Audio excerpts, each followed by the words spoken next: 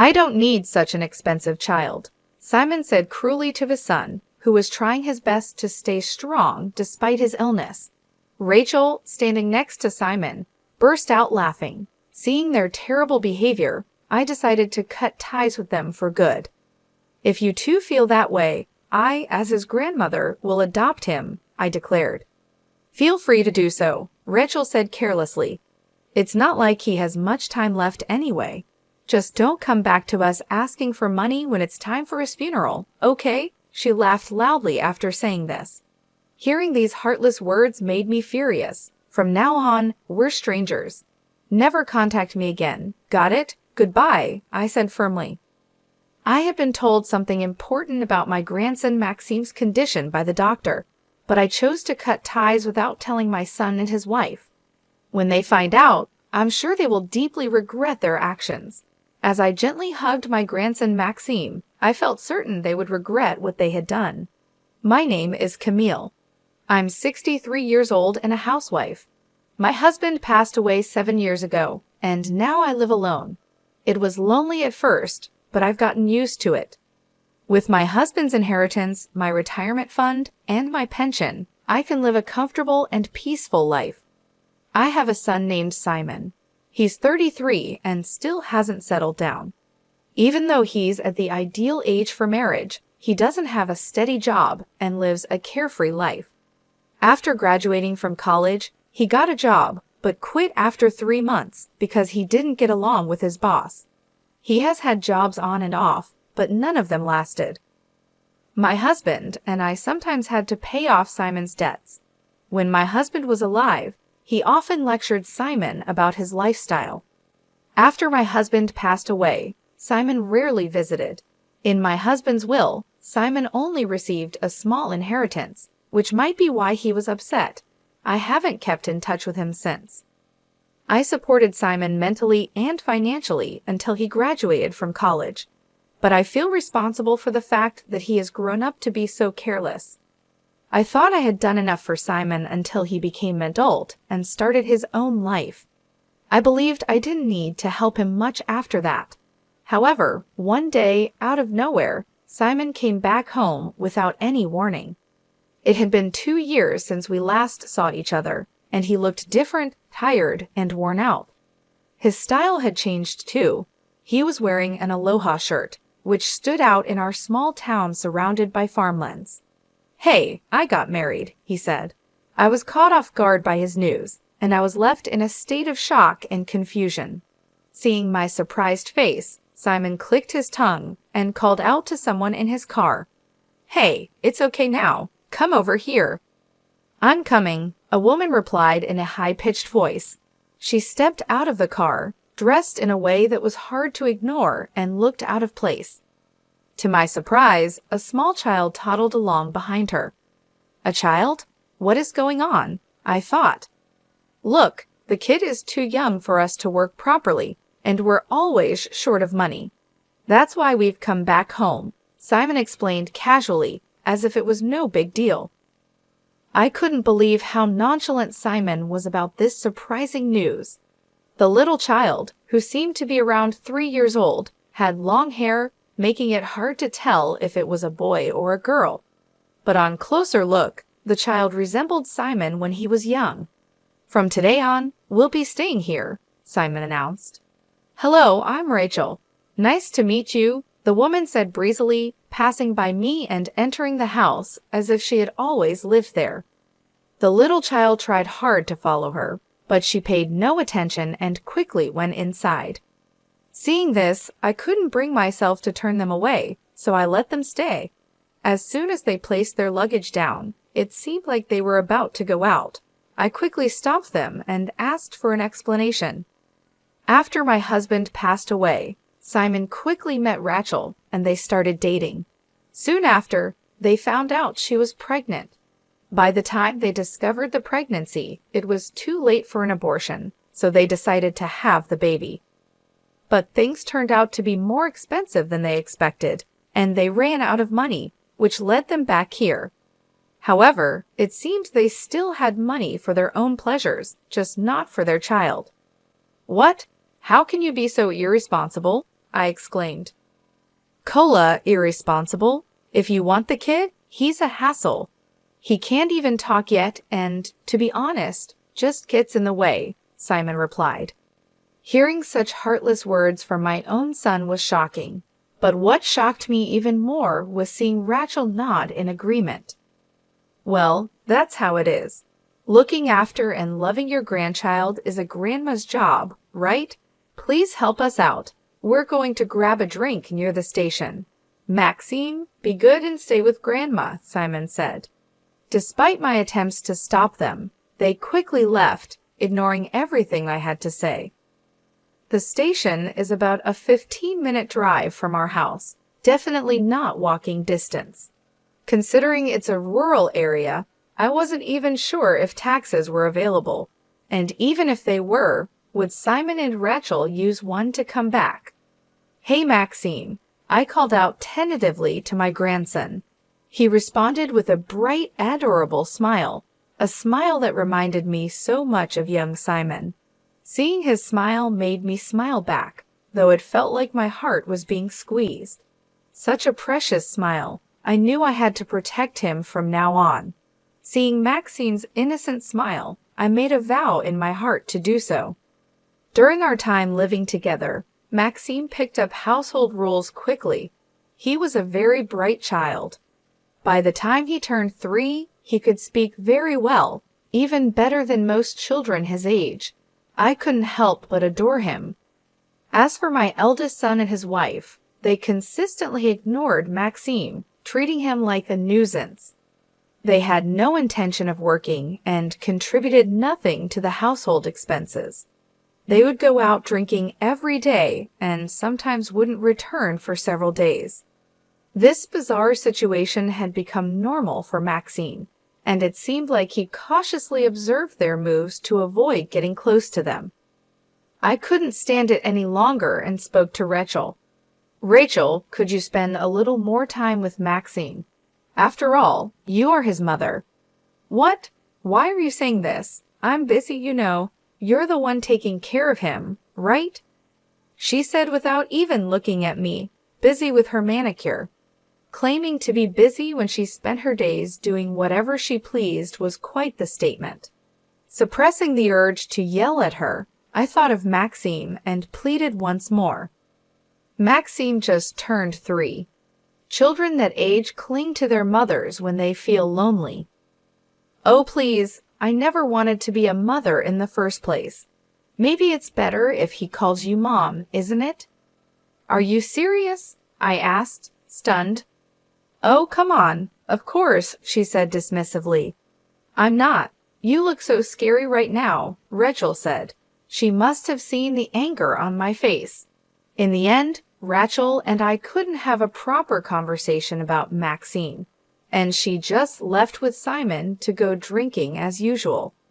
Maxime didn't seem to mind that his parents left. He continued flipping through his picture book. When he found his favorite fish, he excitedly pointed it out to me and tried to tell me about it with his limited words. Seeing him happy was a relief, but I couldn't stop worrying about how Simon and Rachel planned to take care of him in the future. My worries only grew when I thought about Maxime's future. With my husband's inheritance, I could cover his school fees if needed. I had no choice but to be ready for anything. As I prayed at my husband's altar, I whispered to myself. Glancing at his photo, I felt as if he was encouraging me, and I nodded in response. For 2 years, after deciding to take care of Maxime, I endured living with Simon and Rachel. I watched their reckless behavior. They went out every day, often taking money from my wallet without asking. During this time, I took care of Maxime, and he barely spoke to his parents. Maxime grew up quickly, and just before he was to start elementary school, a tragedy struck. Hello, are you Maxime's grandmother? Maxime has been taken to the hospital. Can you come immediately? On my way back from picking up adoption paperwork from the city office, I got a call that Maxime was in the hospital. It took 2 years of living together, multiple trips to the city office, and finally, the chance to adopt Maxime was within reach. I thought I could finally separate him from Simon and Rachel, but something terrible had happened. Holding back my emotions, I rushed to the hospital where Maxime had been taken. When I arrived and asked for details, the doctor said Maxime would need to be admitted. Confused, I asked, "Doctor, what's wrong with Maxime? What's the problem?" "I'll explain everything once his parents arrive," the doctor replied, waiting for Simon and Rachel. The nurse approached with a worried look, which made me uneasy. She nodded at me and whispered something to the doctor. "What? The parents don't want to know about their own child's condition." The doctor's loud voice echoed through the hospital, shocked by Simon and Rachel's indifference. I sighed, realizing it was just as I expected. Swallowing my pride, I knew I had to step up for Maxime. I explained our family situation to the doctor. At first, she seemed doubtful, but after seeing the detailed records I kept and realizing that Maxime's biological parents weren't coming, she believed me and explained Maxime's condition. "Ma'am, about Maxime's condition, please stay calm. The test results show cancer in his kidneys." "What? Cancer? This can't be," I said in shock, falling from the chair I was sitting on. The pain from the fall was nothing compared to the shock of hearing that my 5-year-old grandson had cancer. The nurse helped me get up, and the doctor continued speaking. "Fortunately, there's no sign that the cancer has spread. With immediate surgery, we can save his life." "Really? If he undergoes the surgery, he will be saved?" I asked. "Yes, however, we need the parents' consent for the operation. The cancer could progress quickly, so ideally we'd like to operate as soon as possible," after explaining this to the parents. Hearing this, I felt lost. I couldn't imagine Simon and Rachel showing any concern for Maxime. As I thought about what to do, I decided to visit Maxime's room first. There, I saw something I couldn't have imagined. "Hey, I heard you have cancer. The doctor was talking to your grandma in another room. Your life's in danger, and if you keep trying to live, it'll cost us more money. So do us a favor," Simon said, his voice full of disdain. Hearing these heartless words made my rage build inside me. But Maxime, looking at his parents, had a somewhat cold and mature look in his eyes that seemed far beyond his 5 years. His parents seemed taken aback, but soon started laughing again. "Really, you're such an expensive kid," Simon said mockingly. "What are you saying? You two are the ones wasting money." I burst into the room, unable to hold back any longer. Simon looked surprised, but quickly turned to Maxime and continued mocking him. "We don't need such an expensive child like you," he said cruelly to his own son, who was bravely facing his illness. Besides Simon, Rachel was laughing hysterically. Seeing their outrageous behavior, I decided to cut ties with them forever. "If that's how you feel, I, as his grandmother, will adopt him." "Go ahead," Rachel said dismissively. "He won't live long anyway. Just don't ask us for money for the funeral." She laughed loudly. Hearing this, an indescribable rage surged within me. "From now on, we are strangers. Don't ever contact me again. Got it? Goodbye?" The doctor told me about my grandson Maxime's health condition, but I didn't share it with my eldest son and his wife. Instead, I decided to cut ties with them. When they find out the truth, I'm sure they will regret their choices. As I gently hugged Maxime, I had a strong feeling that they would regret what they had done. I told Maxime about his cancer and the upcoming surgery. I reassured him not to worry about the cost and asked him to go through with the operation. "Maxime, I want you to live. I know the surgery might be scary, but you will recover. I'll be right here with you. Grandma, if you're with me, I'm not afraid of anything." "I'll go through the surgery and treatment, I promise," Maxime replied. Seeing Maxime trying to smile and not to worry me, even after hearing such harsh words from his own parents, I hugged him tightly. I also told him about the adoption process I had been preparing. Maxime seemed a bit worried at first, but eventually accepted it. That night, I discussed the adoption with my eldest son and his wife, who were drinking at home. They always said they didn't want a child because of the costs and didn't really care about Maxime. To make them leave my house, I offered them a significant amount of money to stay away from us forever. Without any hesitation, they signed the adoption papers and showed no signs of regret or attachment to Maxime. They looked happy about getting the money and quickly left the house. During the talk, they didn't even glance at or speak a word to Maxime, who was sick. Their lack of responsibility as parents saddened me, but I was relieved that one source of pain for Maxime was now gone. Soon after, Maxime had the surgery, which thankfully was successful. Being young, he recovered quickly and was soon ready to be discharged.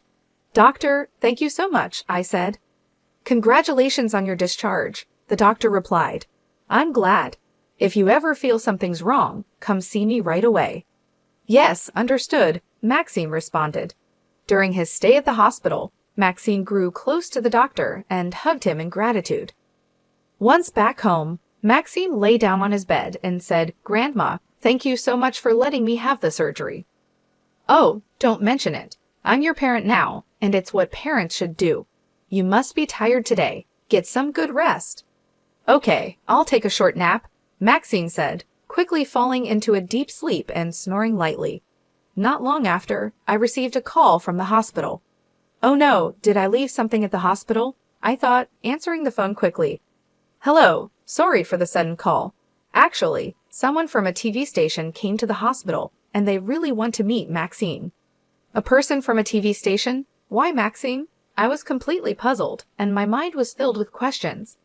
After listening carefully, I found out that during Maxime's stay at the hospital, he became friends with a writer who was there for an interview. The writer had shared some of Maxime's stories online, and they were well received by the public. This led to discussions about turning them into a movie.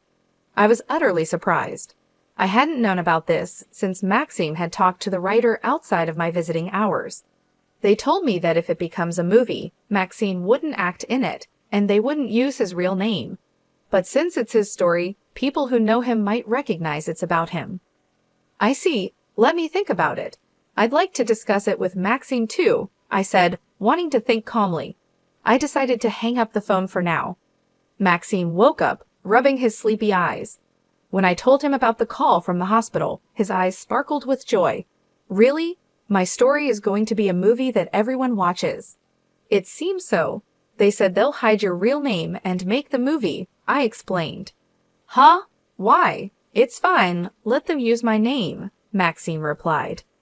"But if they use your real name, everyone will know about your illness and our family situation," I said, surprised by his reaction. Facing my surprise, Maxime answered with an innocent smile.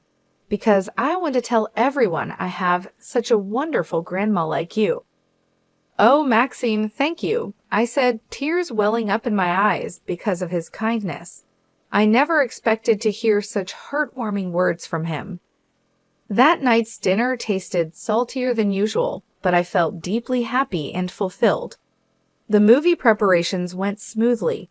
While the film didn't use Maxime's real name, he was introduced as the inspiration for the story. The movie became a huge hit after its release, with theaters packed every day. I watched it myself, and even though I already knew the story, it was still a moving experience. I couldn't hold back my tears watching the touching scenes of a loving grandmother and her smart grandson trying to survive together. Later, Maxime was invited to many events to talk about his story on days when he didn't have school. He led a busy life, wanting to support other kids his age who were fighting cancer. Having gone through it himself, he wanted to cheer them on. I did my best to support him. Thanks to the many lectures he gave, Maxime's bank account grew enough for a lifetime. With this money, he could focus on his treatment without worrying about finances if his illness came back. Even if something happened to me, there would be more than enough money for him to attend university without any concerns. Thinking about the future, I carefully stored his bank passbook, knowing it would be essential. One day, after living this way for a while, my eldest son and his wife, whom we hadn't heard from in about 3 years, suddenly showed up at our house. It seemed they had lost a lot of money through gambling and were now in serious debt. As soon as they saw Maxime, they approached him with the same sleazy smiles they always used. "Oh, Maxime, you've grown so much. It's been a while since we last saw you. Don't you miss your mom and dad?" "Exactly. We took care of you when you were a baby. Don't you think you owe us?" Rachel added. Despite abandoning Maxime as soon as they found out about his illness, my eldest son and his wife were still as selfish as ever. Facing them, Maxime gave them a cold look and said, "Who are you?" At his unexpected words, both Simon and Rachel were taken aback, their mouths tightening. Trying not to laugh at their reactions, I stepped between them and Maxime to continue the conversation. "Excuse me, but who might you be? Do you have some business with my son, Maxime?" I asked. "What are you talking about? Maxime is my son. That makes him your grandson," Simon said angrily. But I looked at them with a cold stare. Under my gaze, Simon flinched for a moment, but then he turned to Maxime with a pleading tone. "Listen, Maxime, I messed up. I lost more money than I thought in horse racing. I'm in a really bad situation now. Can you help me out? If I had $30,000, it would be enough. Please." $30,000? That much? I exclaimed, shocked by the unexpected amount. No matter the reason, a debt of $30,000 from gambling was unthinkable. My late husband and I always warned Simon about gambling and going into debt, but it seemed like he didn't listen at all. The money Maxime saved came from the fees he received for giving lectures. He went through a lot to earn that money, sharing his painful memories in front of many people. I told Simon and Rachel, "You two can't use his hard-earned money just for your enjoyment." Then I firmly closed the front door in Simon's face. Outside, my eldest son and his wife started shouting and complaining, making such a loud noise that I had to call the police. Soon after, the noise stopped, and it seemed like they had given up and gone home. However, they didn't give up that easily. The next morning, they started causing a scene in front of our house again. "Mom, please listen. I've changed. I'm turning over a new leaf. I'm sorry for everything. Please let me in," Simon pleaded. "Maxime, I'm so sorry. From now on, I'll be with you and take care of you properly. So please let me in," Rachel added. They kept knocking on the front door early in the morning, annoying the whole neighborhood. Despite their constant noise, Maxime calmly continued his breakfast inside. Eventually, he went to the entrance, but I didn't hear the door unlock. Curious, I quietly checked what was happening. Instead of opening the door, Maxime was watching them from a small window near the entrance. They kept knocking, unaware of his gaze. Maxime then made a proposal. "All right, I'll give you a few questions. If you answer even one correctly, we can live together." "Really? Just like that? Despite everything, you're still a kid at heart, aren't you? What's the question?" "I'll answer anything," Simon replied, sounding relieved and cheerful. After a brief pause, Maxime asked the first question. "First question, tell me my favorite and least favorite foods." Hey Rachel, you should know this, right?" Simon stammered, clearly clueless. Rachel, trying to help, thought for a moment and answered confidently, "Any mother would know that. Your favorites are pudding and chiffon cake, and you hate bell peppers, don't you?" Hearing their answer, it was clear they didn't know Maxime at all. I sighed quietly without them noticing, feeling a mix of sadness and frustration. Maxime looked down at the couple from the window and asked, "Are you sure that's your final answer?"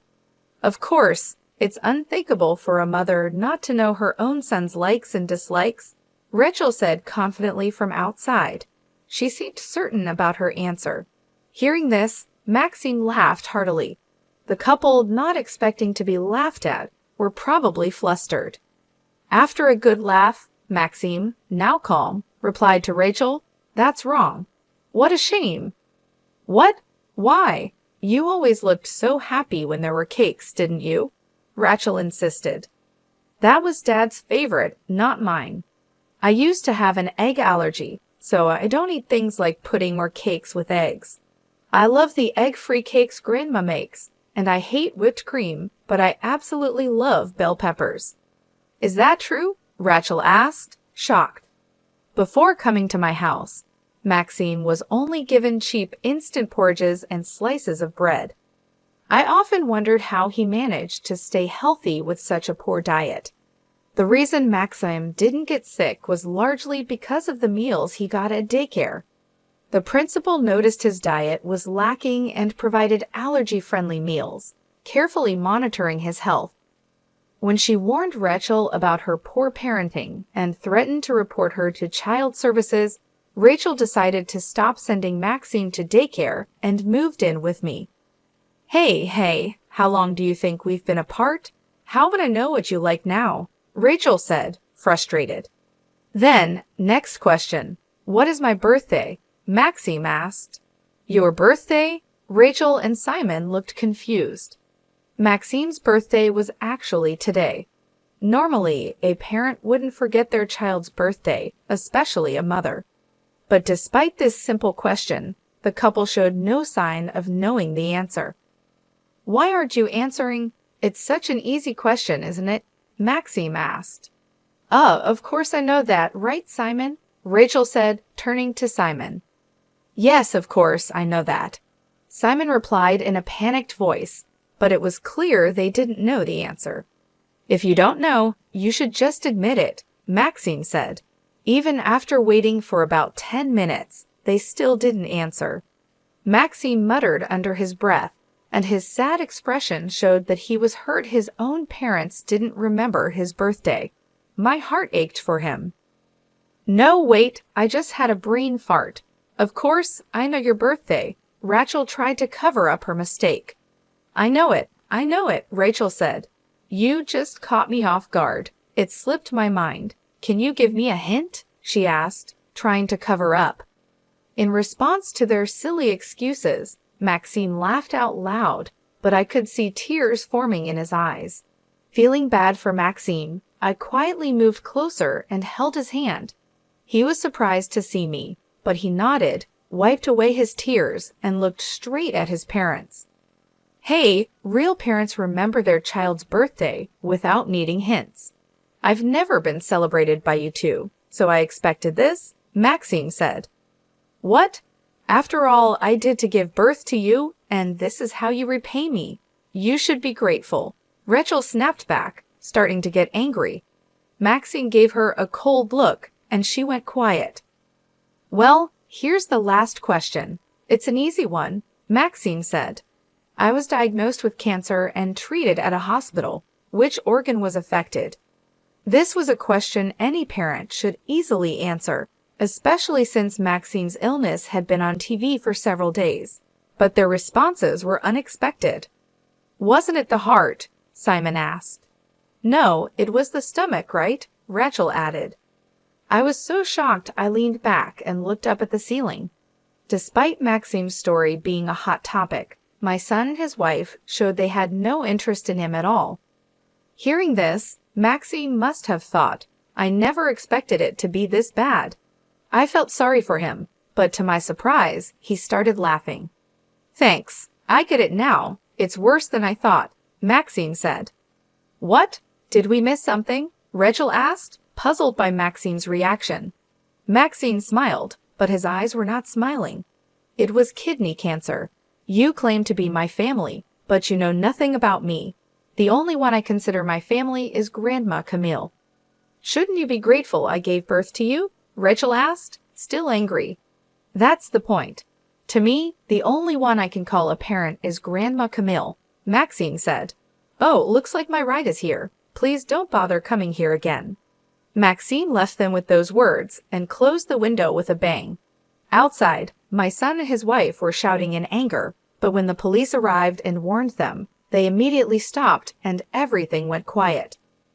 I was worried that Maxime might have been hurt by this, but he looked relieved and smiled at me. What I said to them just now, that they are not my parents, is truly how I feel. I've always wanted to call you Mom, but I was too shy to say it. Can I call you that? Of course, Maxime. Thank you, I replied, deeply touched by his words. I hugged Maxime tightly, tears in my eyes. Mom, you're squeezing too hard, he said, but he hugged me back just as tightly. As for those two, they claimed they had lost their son to me, and were saying nonsense like I was being deceived by him. But everything they did to Maxime is documented and recorded, including testimonies from his kindergarten and the parenting diary I kept. The police reviewed the evidence and dismissed their claims. Still, the police contacted us to verify the facts. The officers seemed frustrated with the stubborn claims of my eldest son and his wife. After the call from the police, Maxime went to the police station alone to see them. When he came back, he looked refreshed. I said my final goodbyes to them and told the police everything about the terrible things they've done. They won't have a normal life for a while, I guess, Maxime said. He showed me the evidence he had mentioned. Shockingly, there was footage of the couple committing theft and exchanging money with a stranger. It seemed they believed they could live comfortably off the royalties if they could get Maxime on their side. They even planned to sell him to someone involved in shady dealings in the black market. Seeing their terrible plan, I was in shock and felt chills down my spine.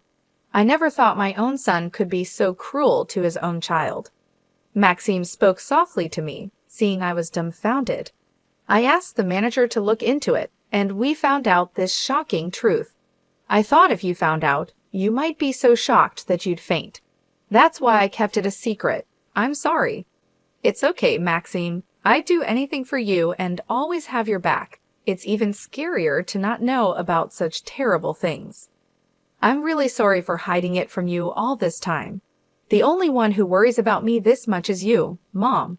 That's why I want to protect you too from now on, Maxime said with a slightly embarrassed look. Seeing Maxime's shy expression, tears of joy welled up in my eyes. Even though he has faced many hardships and seems mature for a 9-year-old, that shy expression made him look just like a child, which warmed my heart. My heart warmed as I thought about my eldest son and his wife.